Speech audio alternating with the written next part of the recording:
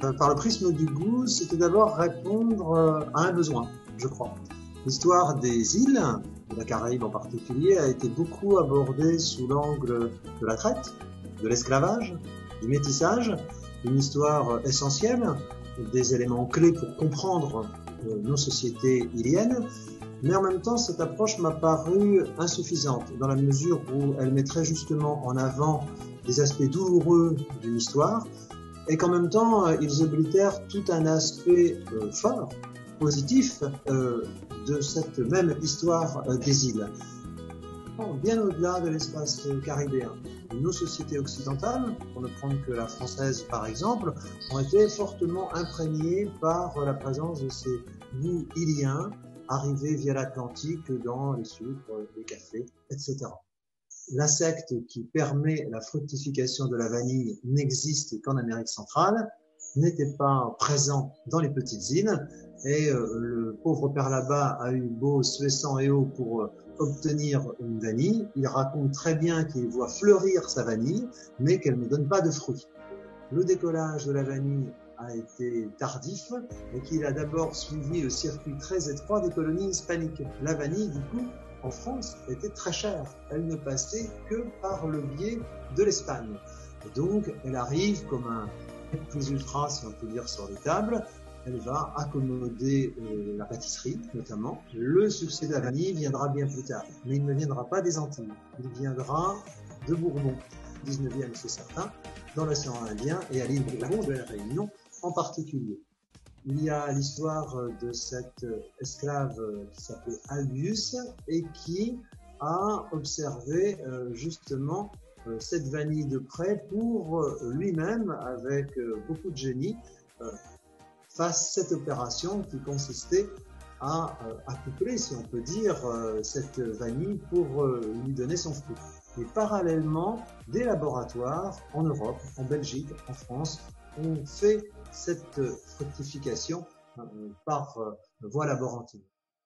Les produits des îles et les épices en particulier ont modifié les produits de consommation eux-mêmes. À partir de là, la perception a été un petit peu floutée parce que on a donné un nom, comme à l'instant on parlait de la vanille Bourbon, qui parfois s'est très vite effacé, parce que c'est juste un nom calqué sur un produit, mais qui ne va pas pour autant avoir, au-delà de ce côté symbolique, une charge qui va considérablement modifier la vision des îles. Une modification du goût est certaine. Les glaces, au sens où on les consomme aujourd'hui, eh bien, ont vu entrer dans leur composition un certain nombre de saveurs et de goûts épicés. La cannelle, par exemple, date d'un XVIIIe siècle avancé et n'était réservée qu'à l'élite de l'élite. Ce qui concerne la perception des îles, je ne suis pas certain qu'en France elle ait été considérablement modifiée. Sans doute moins qu'en Angleterre. Parce que l'Angleterre a cultivé l'image de marques de produits, notamment comme le thé. Alors, il est vrai qu'il y a deux sortes de produits, on peut le dire maintenant. Les produits à vocation essentiellement commerciale. C'est le cas de la trilogie que j'ai citée tout à l'heure, c'est-à-dire le sucre, le café et le cacao, qui n'étaient évidemment pas destinés en priorité aux esclaves, qui n'étaient que en partie destinés à leurs maîtres, qui en réalité cherchaient à en tirer profit. Le gros est destiné à la métropole. Il faut tout de même un petit peu nuancer. Une partie de ces trois produits était quand même transformée un petit peu sur place.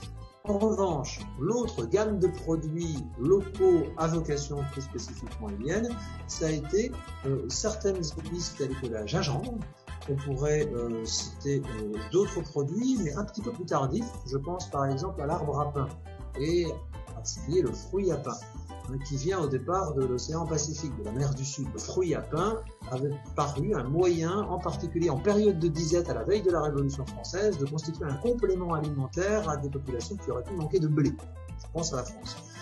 Il ne s'est jamais acclimaté en France.